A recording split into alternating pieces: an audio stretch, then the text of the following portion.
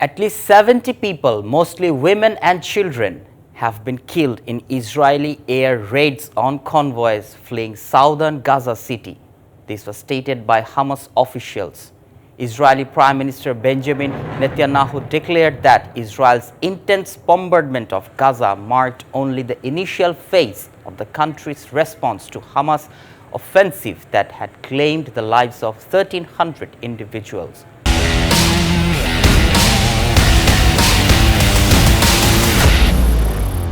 The substantial Israeli military presence amazed along the Gaza border. Netanyahu delivered a televised address in which he stated their adversaries have just begun to bear the consequences. Israeli strikes on the coastal enclave have killed more than 1,530 people since Saturday.